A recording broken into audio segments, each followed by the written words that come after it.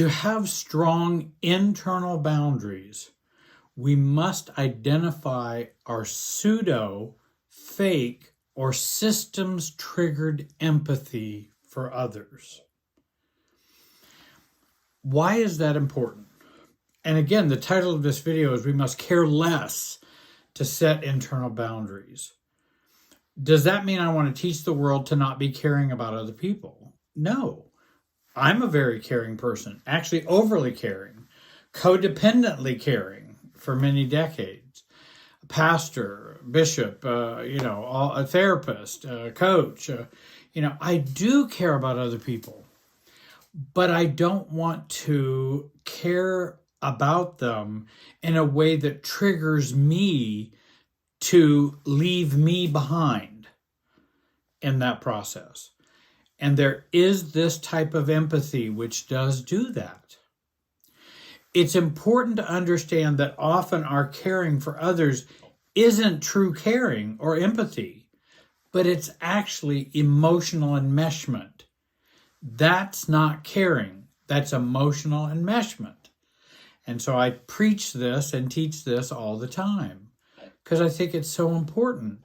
Because I've found that the more I have internal boundaries, the less enmeshment I experience in relationships, the more truly caring I can be. And that's what my goals and values are. True caring for others is not what you think. When you truly care for someone else, you also allow them to struggle and to grow up. Often we consider caring is actually just us not being able to handle our own emotions of seeing other people going through the necessary pain of growth and change. We can't stand to have them suffer. And so then we care. But it's not maturity and it's not caring.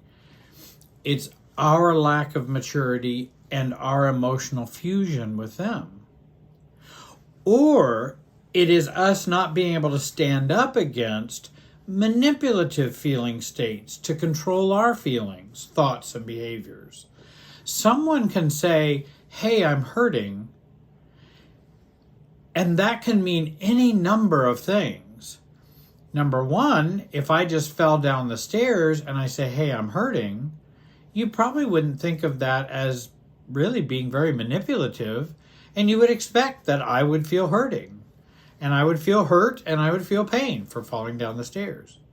However, if you have a parent or a sibling that goes, oh, I just hate when you hurt me this way, isn't that a different hurting than the other hurting? And do each require the same amount of empathy? And that's where I think there's a difference. Often in dysfunctional families and relationships, caring is actually reactivity. Others' feelings are a trigger for us to think, feel, and behave in a certain way that has been long programmed from long ago. In dysfunctional families and relationships, the caring is a rule you must not break. This keeps the dysfunctional codependent status quo. How dare you not continue to feel sorry for mom who is always having a bad relationship with dad? Those are systems dynamics. And it seems very caring to think, should I be empathizing or caring less about mom and how she's interacting with dad? And could that influence the system even in a positive way? And certainly for me too. Caring should never be an obligation by and directed by others. In other words, if I fell down the stairs and I say I'm hurting, I'm not asking you to do anything. I'm just talking to you about my internal state. I'm not asking you to change your behavior, thoughts, and feelings in the system with you and me. But when a family member, a husband, a child, whatever goes, oh, you are just making me feel so terrible. Now, wait a minute. I'm telling you these bad feelings I'm having so that it will have an impact on you, so you will change or be different. Caring should never be an obligation by or directed by others. In healthy relationships, caring for others does not mean not caring for yourself. If you're caring for others without caring for yourself, you are actually not really caring for anyone. You are participating in the system's relationships caring game, but you aren't actually caring. Because how can you care about somebody else and have no regard for yourself? Now, does that mean a hero or someone who's sacrificial? Hey, if I'm going to go, pull someone... Well, I remember there was a car wreck that two elderly people in a car had flipped over, and I was the only one around, and I stopped, and I got them out of there. They were upside down. Got them out of their seat belts, pulled them out of the car. I got cut with glass and all of that. So was I being selfless? In a sense, I was. But this was my values that I felt was important. And they didn't have this wreck and want me to pull them out of the car to manipulate me to do anything. I didn't owe them. They weren't saying, now, if you really loved me, you'd come over here and get me out of this car. There was no external pressure in that way. Now, could that mean I might get cut up? Yes, there is some sacrificial caring we can do, but we want to do that out of our mature self, not out of our inner child, neurotic, old issues self. I hope you'll like and subscribe and comment on this video. Boundary problems begin with fusion or enmeshment with another. We cannot set or maintain boundaries because we overfeel with them. And that's one of the things about setting internal boundaries. We overfeel. There's too much transference of emotions back and forth between us. And that's often what is the fatal flaw with setting boundaries. And it will ultimately make boundaries into no boundaries. Also, our trauma or fear will bond us to other people in an unhealthy way. And when we worry about what they will do, feel, or think, we over-empathize. We share too many emotions flowing back and forth between us, and we need to stop this. So if you notice, I'm saying stop allowing the flow of emotions back and forth between you. And one way to do that is think about as not caring. But actually, you can actually mature and actually care more if you practice that. And I found people to do that. I did that. I felt like I was so free to care in a much different way. Once I didn't, and I remember Edwin Friedman, who's a great author, he said, so we learn how not to care so we can actually care. And that's the paradox with self-differentiation and relationships. The more you don't care, the more you can actually care. I'm not talking about narcissists. This is not a message for narcissists. This is a message for most of us who are more codependent and have many issues and struggles from the past. And with that emotional flow back and forth, we keep pinging each other with those feelings. Reactivity, looks, attitude, behaviors, voice tone, words, as well as systems anxiety. We're programmed to have this anxiety in this situation and an action-reaction process. I remember when I was studying and went through chaplaincy for pastoral counseling, And that was one of the biggest things when you go in to talk with someone who's a patient. We were all codependents, and most all of us overcaring Christians and overcaring chaplains. And so we'd go in and, we would just be overwhelmed by their pain, their feelings, their, suffering that they're going through. Some of them are certainly legitimately suffering. They're in the hospital. They may be very ill.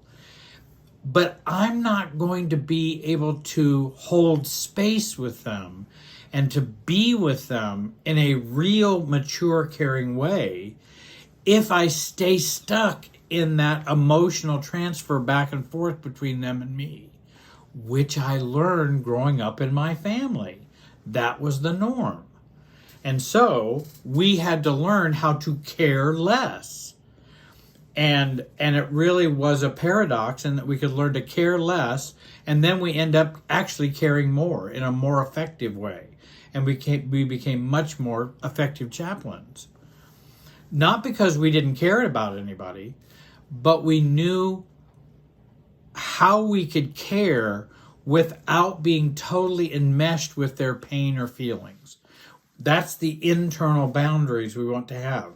I want to know where I end and you begin.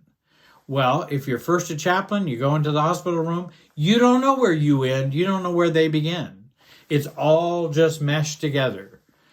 And then, of course, many times we get manipulated. We might even manipulate them.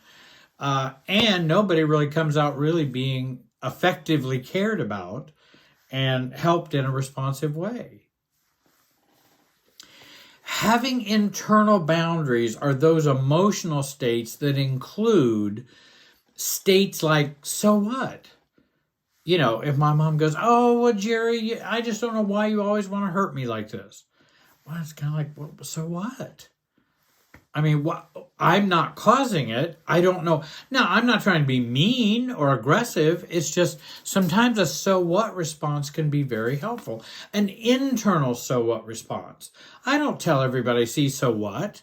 It's my internal that I'm trying to keep myself autonomous or differentiated. I'm not responsible for your feelings or your thoughts. I am not. It's not my responsibility to care about your hurt, anger, worry, or sadness. Do you know that's even true in therapy session?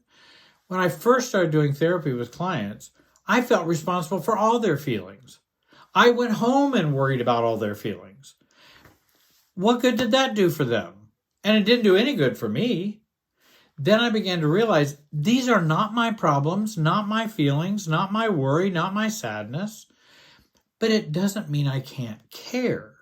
I just don't want it flooding me. I don't want those emotions just flooding back and forth where there's no difference between me and you. Now, after I began to learn that, I could actually be effective in helping someone. I don't have to maintenance or care about your feelings. And I think it's very important, I don't have to maintenance or care about your feelings if you're not caring for yourself.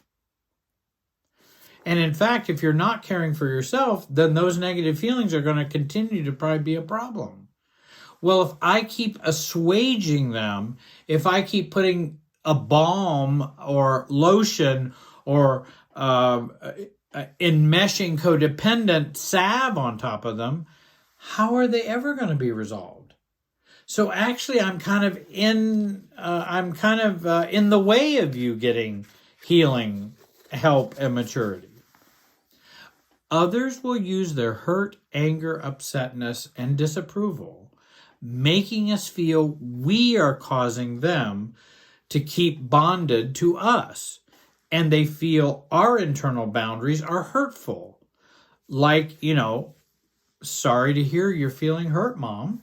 I think that's a reasonable comment to feel. And I'm saying, I'm sorry you feel hurt, Mom. But inside, I'm going, it doesn't matter to me. That's your hurtness. And many times that hurtness is meant to get me to do something else. So I can still be appropriate as an adult. Sorry to hear that. But I'm not feeling guilty. I'm not feeling ashamed. That's your feeling of hurt. That's your anger. That's your guilt. That's your upsetness. And we, of course, want to take responsibility for our own behaviors. If I have intentionally hurt someone, then I should feel healthy shame. That's appropriate. But it's not appropriate for someone to feel hurt to make me feel shame. That's not appropriate, and I'm not going to care about that, if that makes sense. It's not hurtful for me to not get involved in your emotional life, especially if you're not taking care of your own emotional life. I'm not being hurtful by staying outside of it. That's not hurtfulness. It may be interpreted that way. Well, and I'm sorry it's interpreted that way, but it doesn't mean that's how I really feel. For example, my boss, I had a boss once, and she would feel hurt so that I would feel guilty and comply.